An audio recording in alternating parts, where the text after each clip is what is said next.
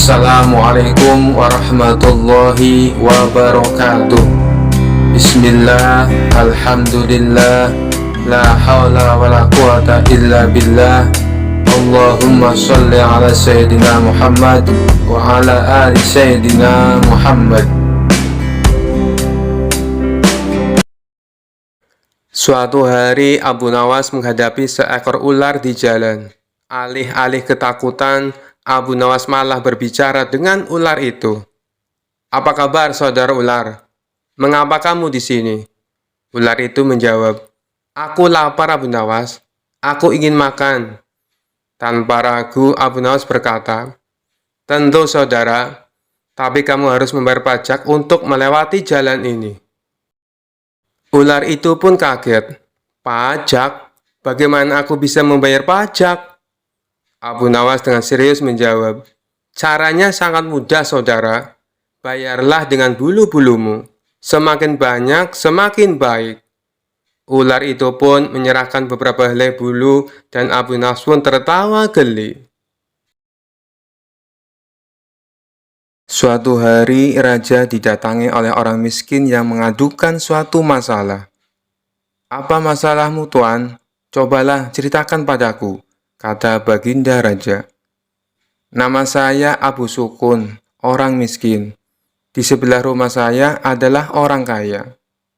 Orang kaya itu menyuruh saya membayar uang, karena saya dituduh telah mencium bau makanannya tanpa izin.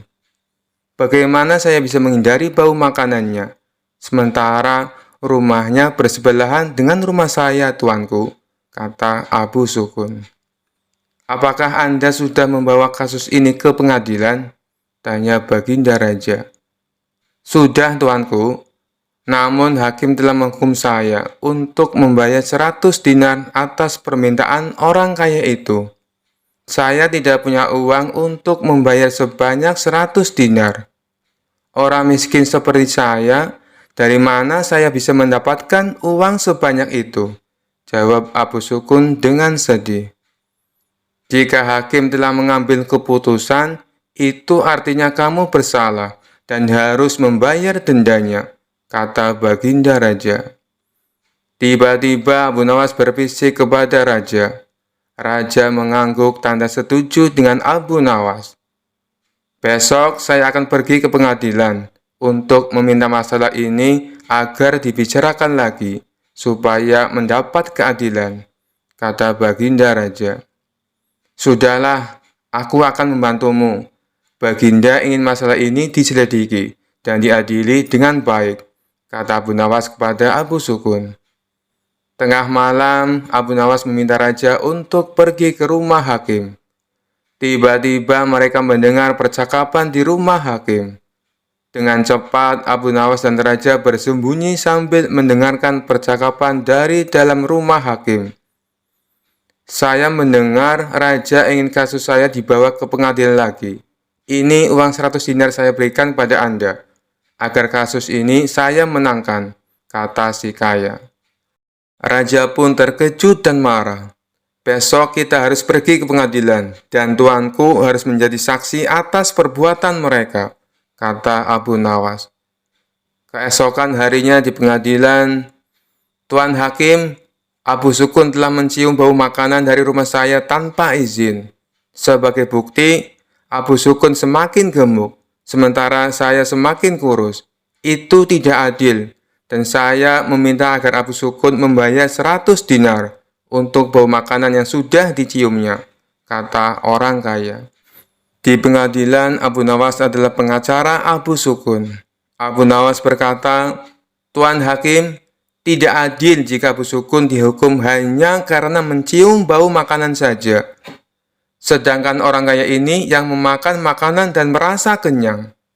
Agar adil, saya usulkan supaya orang kaya ini dibayar dengan mendengar suara uang 100 keping dinar," kata Abu Nawas tegas. Sementara uang 100 dinar harus diberikan kepada Abu Sukun karena telah difitnah. Dan hakim sendiri akan dihukum oleh raja karena memakan 100 dinar uang suap dari orang kaya itu, kata Abu Nawas. Hakim pun kaget dan sangat malu ketika tindakannya juga terungkap. Benar, Hakim. Aku telah melihat dan mendengar dengan jelas tentang penipuanmu tadi malam, kata Baginda Raja. Raja Harun al-Rasyid sangat terkesan dengan penjelasan Abu Nawas dan memecat hakim karena tidak jujur dan memakan suap. Ingat, menjadi hakim kalau tidak benar dan adil akan dijebloskan ke neraka, kata Abu Nawas sambil memberi nasihat. Baginda Raja senang dan memberikan banyak hadiah kepada Abu Nawas. Kabar kecerdikan dan kecerdasan Abu Nawas kian tersebar di seluruh penjuru negeri Baghdad. Cara menyelesaikan masalah Abu Nawas sangat nyeleneh, namun selalu memberi keputusan yang adil. Nama Abu Nawas pun sampai ke istana, hingga ke telinga Baginda Raja Harun al-Rasyid. Suatu hari, Raja mengumpulkan semua menterinya di istana dan menanyakan soal Abu Nawas. Adakah di antara kalian yang paham dengan Abu Nawas? Tanya Raja mengawali pembicaraan.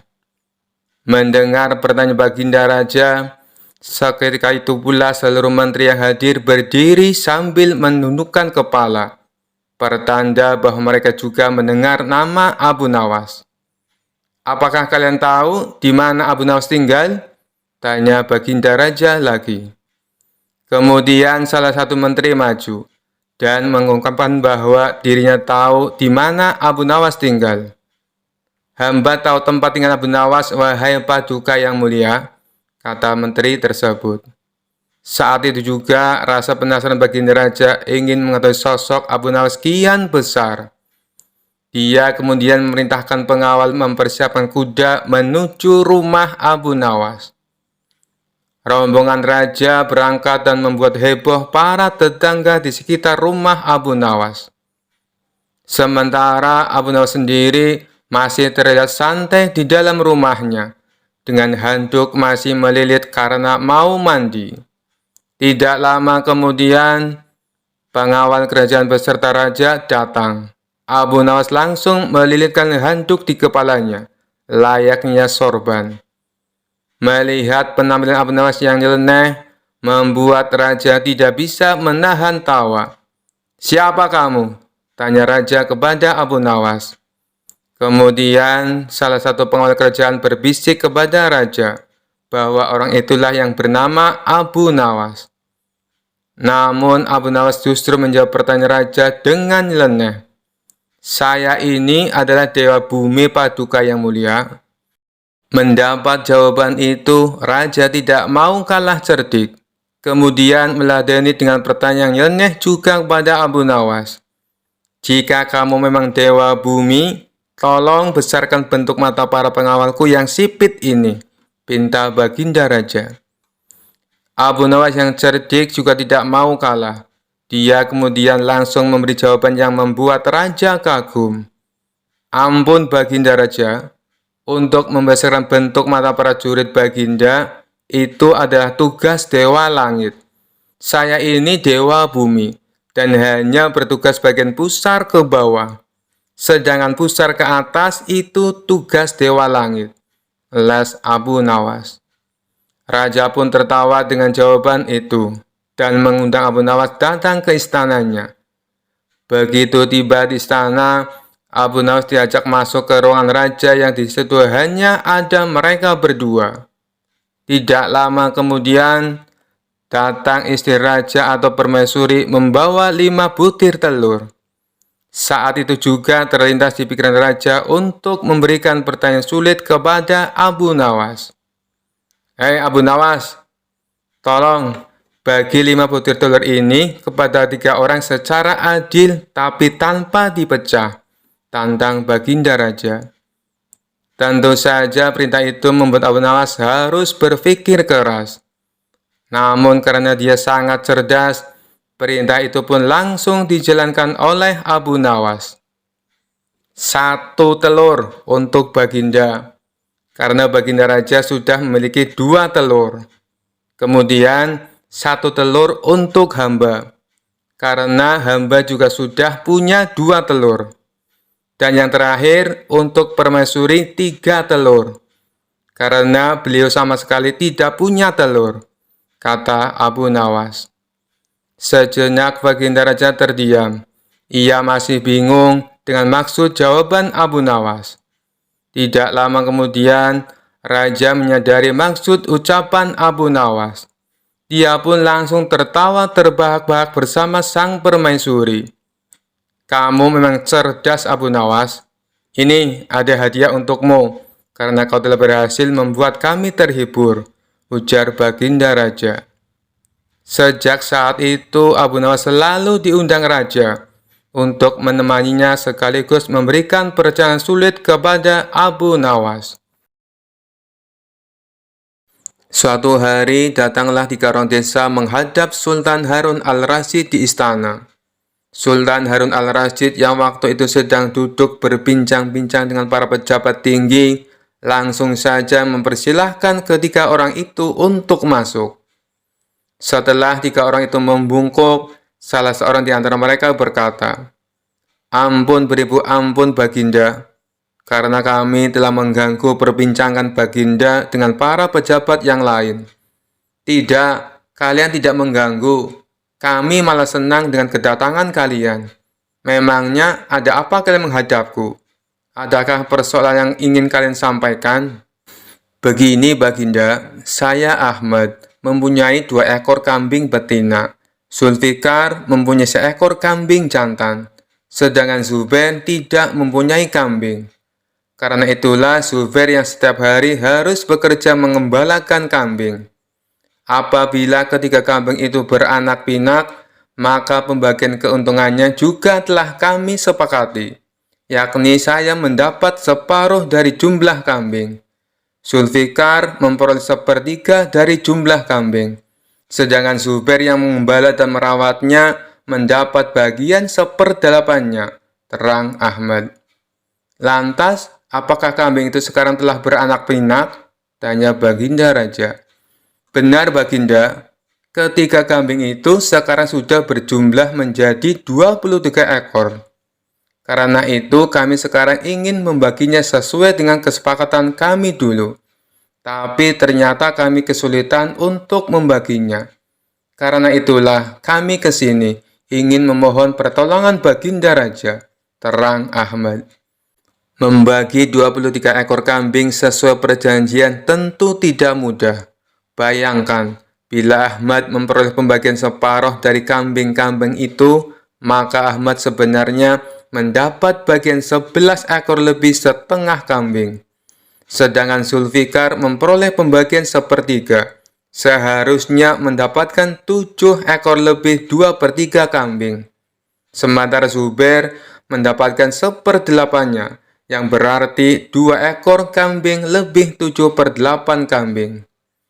Raja Harun al-Rasyid tampaknya berpikir keras untuk memecahkan masalah tersebut.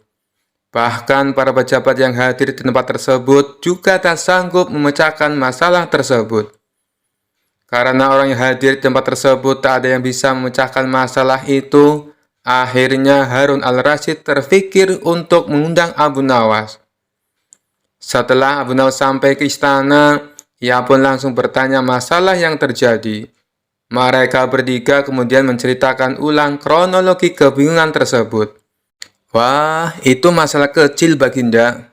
Insya Allah saya akan membantu mencarikan jalan keluarnya," kata Abu Nawas. "Tolong bawakan kambing itu masuk semuanya." Setelah ke-23 ekor kambing tersebut dituntun masuk ke istana, Abu Nawas lalu menghitung kembali jumlah kambing. Sesudah kambing itu dihitung dan benar jumlahnya 23, Abu Nawas lantas berpikir keras menemukan solusi dari masalah pelik tersebut. Tak lama kemudian, "Izinkan hamba meminjam kambing Baginda seekor saja," kata Abu Nawas. "Nah, sekarang saatnya saya akan membagi kambing tersebut sesuai dengan porsi kalian saat perjanjian," kata Abu Nawas setelah menambahkan kambing milik Baginda Raja. "Ahmad, yang berhak memperoleh separuh kambing, maka boleh mengambil 12 ekor. Sedangkan engkau Zulfikar, Yang memperoleh bagian sepertiganya, maka boleh mengambil 8 ekor, kata Abu Nawas memerintahkan. Terakhir Zubair, yang memperoleh bagian seperdelapannya, maka engkau berhak mengambil bagian 3 kambing. Sisa 1, karena saya tadi meminjam 1 ekor milik Baginda, maka ini saya kembalikan lagi kambing tersebut kepada Baginda Raja. Masing-masing telah mendapatkan bagiannya. Mereka pun berterima kasih dan kembali ke rumah masing-masing. Perkara yang pelik itu akhirnya dapat ditemukan solusinya berkat kecerdasan Abu Nawas. Cerita Abu Nawas ini bermula dari adanya ketua perampok yang terkenal sadis dan kejam. Ia mempunyai puluhan anak buah yang juga tidak kalah sadisnya. Mereka kerap melakukan aksi di tengah gurun pasir yang gersang jauh dari pemukiman penduduk. Bagi siapa saja yang melewati daerah kekuasaannya, maka akan bernasib sial, terutama rombongan kabilah yang membawa barang dagangan. Apabila ada yang berani menolak atau melawan saat dirampok, gerombolan perampok tersebut tidak segan-segan membunuhnya. Suatu ketika, Tuan Hamid berencana pergi ke negeri seberang untuk membawakan pesanan, yakni sebuah perhiasan emas. Namun ia ragu melakukannya, sebab harus melewati gurun pasir yang merupakan kawasan komplotan perampok sadis tersebut. Tuan Hamid pun bingung dengan situasi yang dialami, sementara ia harus mengirim emas pesanan secepatnya. Setelah merenung agak lama, terlintas di benaknya sosok Abu Nawas. Semoga saja dia bisa membantuku, pikir Tuan Hamid. Dia lantas pergi menemui Abu Nawas. Sesampainya di rumah Abu Nawas, Tuan Hamid lalu mengungkapkan permasalahannya. Wahai Abu Nawas, aku bingung dengan situasi yang sedang aku alami. Barangkali kamu bisa membantuku, ujar Tuan Hamid. Masalah apa yang membuatmu bingung? Tanya Abu Nawas. Begini Abu Nawas, besok aku harus mengirim perhiasan emas ke negeri seberang. Tapi aku takut karena harus melewati gurun pasir yang menjadi tempat komplotan perampok sadis. Aku dengar siapapun yang melewati daerah itu pasti hartanya dirampok sampai ludes. Kalau menolak akan dibunuh, ucap Tuan Hamid. Menurutmu apa yang harus aku lakukan? Tanya Tuan Hamid mengimbuhkan. Sejenak Abu Nawas terdiam. Dalam hati ia berkata, mereka memang perampok yang sadis. Aku dengar tidak ada yang bisa selamat melewati daerah itu, kecuali dengan pertolongan Allah Subhanahu wa Ta'ala. Ya sudah, begini saja Tuan Hamid, aku akan membantumu. Biarkan aku yang melakukan tugas itu, ucap Abu Nawas. Maksudmu, kau yang akan mengantar emasnya? Tanya Tuan Hamid. Benar Tuan Hamid, itu pun kalau Tuan mengizinkan, jawab Abu Nawas. Tentu saja Abu Nawas, aku justru berterima kasih. Kalau kau berhasil menjalankan tugas ini, akan aku beri hadiah, kata Tuan Hamid kegirangan. Singkat cerita, berangkatlah Abu Nawas membawakan emas Tuan Hamid. Dia ikut rombongan kabilah besar yang sama-sama menuju negeri seberang. Saat tengah malam tiba, sampailah mereka di tengah gurun pasir yang merupakan daerah komplotan perampok sadis. Dari kejauhan, Abu Nawas melihat ada gubuk kecil yang dihuni oleh 1 orang. Maka terlintaslah di benaknya sebuah ide untuk menyelamatkan emas yang dibawa. Sebelum dihadang para perampok, lebih baik aku titipkan emas ini kepada orang penghuni gubuk itu, pikir Abu Nawas. Ia pun segera memisahkan diri dari rombongan dan berjalan menuju gubuk itu. Kawan, bolehkah aku meniti menggarang ini sebentar? Tanya Abu Nawas.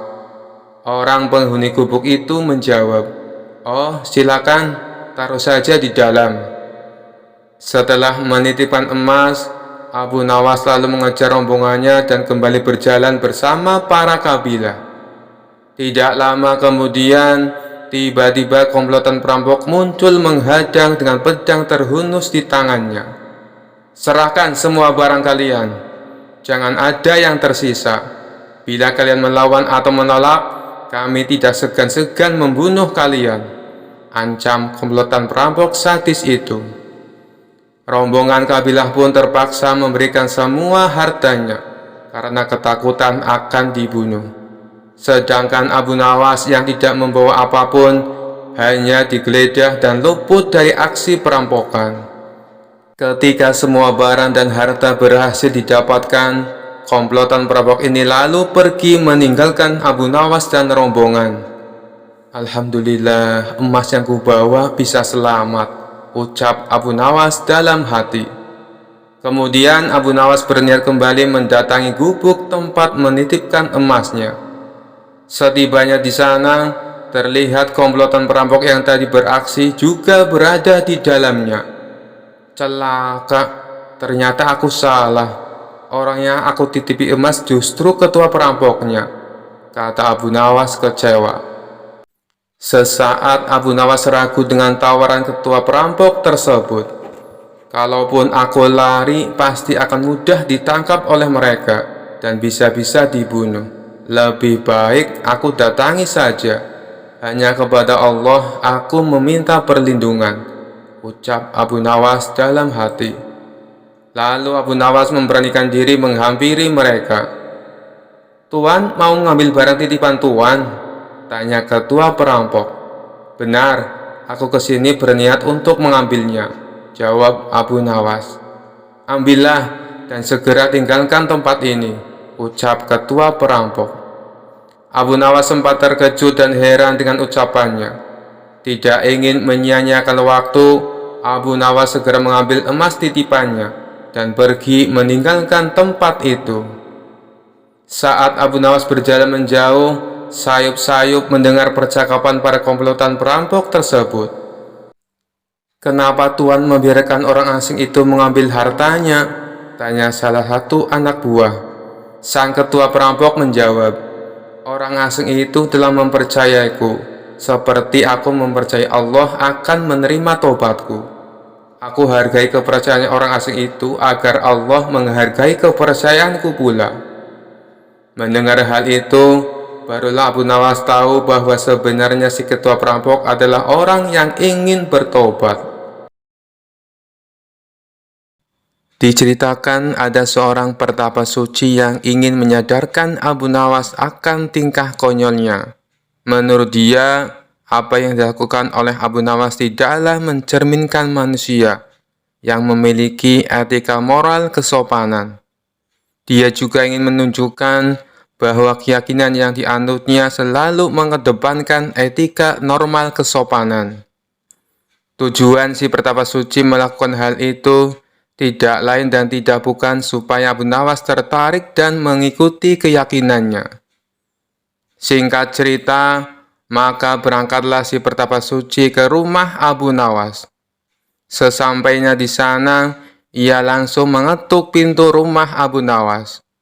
Tatkala Abu Nawas membukanya, ia terkejut melihat seorang pertapa suci datang berkunjung. Lalu Abu Nawas mempersilakan masuk dan menanyakan maksud tujuan kedatangannya. Si pertapa suci secara terang-terangan mengatakan bahwa dirinya ingin mengajari Abu Nawas tentang etika norma kesopanan dalam bermasyarakat. "Wahai Abu Nawas, di dalam agama saya penuh dengan cinta kasih, dan memuliakan orang lain adalah suatu keharusan," kata si pertapa suci. "Begini Tuan, meskipun saya seorang Muslim, saya tetap akan menghormati keyakinan Anda, dan saya tetap akan memuliakan Anda sebagai tamu saya," balas Abu Nawas. Rupanya di sepanjang obrolannya si pertapa suci tak henti-hentinya mendoktrin Abu Nawas untuk ikut ke dalam keyakinannya. Melihat gelagat seperti itu, Abu Nawas malah menggunakan kesempatan tersebut untuk mengerjai si pertapa suci. Tentunya dengan cara-cara yang konyol. Bagaimana kalau kita makan dulu? Tawar Abu Nawas. Oh, baiklah. Saya juga sudah lapar, balas Pertapa Suci. Abu Nawas lalu membawakan 2 piring kosong dan 1 nampan yang berisi 2 daging, di mana kedua daging tersebut yang satu berukuran kecil dan satunya lagi berukuran besar. Kemudian Abu Nawas memberikan piring kosong untuk Pertapa Suci dan untuk dirinya. Setelah itu, Abu Nawas mengambilkan daging kecil ditaruh di piringnya si Pertapa Suci. Sedangkan untuk dirinya adalah daging yang besar. Bukan begitu cara yang benar, wahai Abu Nawas. Itu tidak sopan dan tidak beretika, tutur Pertapa Suci. Berarti caraku ini salah? Tanya Abu Nawas berpura-pura. Ya Abu Nawas, itulah tujuanku ke sini untuk mengajarimu bagaimana cara yang benar menghormati seorang tamu, jawab Pertapa Suci. Oh, begitu ya, balas Abu Nawas sambil mengembalikan kedua dagingnya ke nampan. Boleh aku bertanya, apa yang kau lakukan jika kau menjadi aku? Tanya Abu Nawas lagi. Begini caranya Abu Nawas, aku akan mengambilkan daging yang besar untukmu, kata si Pertapa Suci. Abu Nawas pun mengikuti dengan mengambil daging yang besar dan ditaruh di piringnya sendiri. Lalu aku akan mengambil daging yang kecil untuk diriku sendiri, lanjut Pertapa Suci. Abu Nawas menurutinya dengan mengambil daging yang kecil dan menaruhnya di piring Pertapa Suci. Silakan dimakan, ucap Abu Nawas langsung menyodorkan. Abu Nawas langsung memakan daging yang besar yang berada di piringnya. Dan si Pertapa Suci terpaksa hanya mendapatkan daging yang kecil untuk dimakannya. Setelah selesai makan, Abu Nawas berkata, bukankah hasilnya sama saja dengan yang aku lakukan di awal tadi? Celetuk Abu Nawas. Tak lama Abu Nawas kembali berkata, apakah kau tahu tata cara makan? Tanya Abu Nawas. Oh, itu sangat mudah. Pertama, saya memanjatkan syukur atas rezeki yang aku dapatkan. Setelah itu, aku memakannya dengan perlahan, serta mengunyahnya dengan mulut tertutup, jawab Pertapa Suci dengan yakin. Yang kamu lakukan itu salah, balas Abu Nawas. Kenapa salah? Itu sudah sesuai etika dan norma cara menghormati sebuah makanan, ujar Pertapa Suci tidak terima. Jelas saja itu salah. Harusnya kamu teliti dulu. Apakah makanan yang kamu dapatkan dari cara yang halal atau cara yang haram? Bila kamu makan makanan yang haram dengan 1000 adab sekalipun, maka itu tidak akan memberi manfaat sama sekali.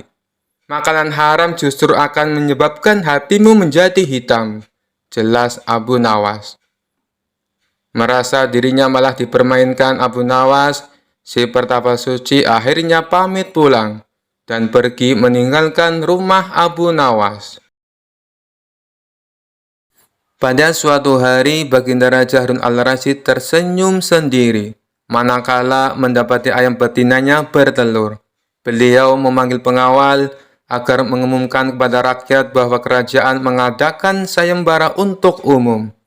Sayembara itu berupa pertanyaan yang mudah, tetapi memerlukan jawaban yang tepat dan masuk akal. Barang siapa yang bisa menjawab pertanyaan itu akan mendapatkan imbalan yang amat menggiurkan, 1 pundi penuh uang emas. Tetapi bila tidak bisa menjawab, maka akan mendapatkan hukuman, undian yang berisiko. Pada kondisi yang susah begini, sayembara seperti itu mengundang banyak peminat.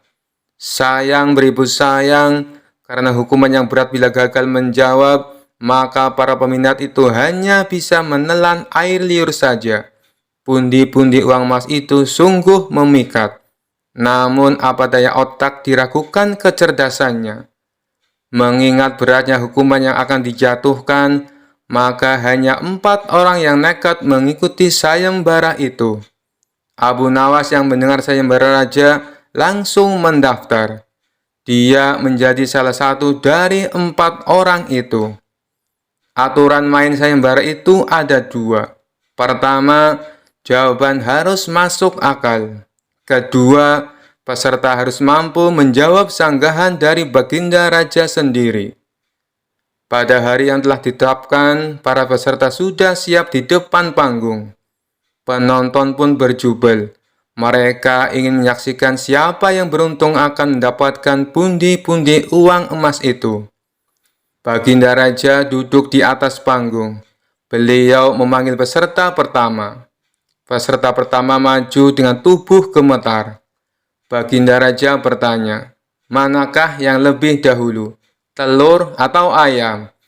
Telur, jawab peserta pertama.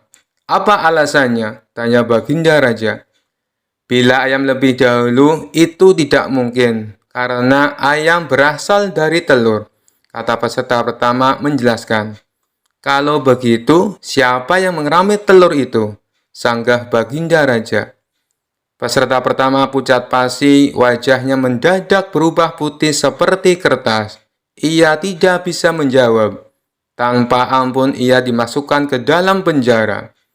Kemudian peserta kedua maju dan berkata, Paduka yang mulia, sebenarnya telur dan ayam tercipta dalam waktu yang bersamaan.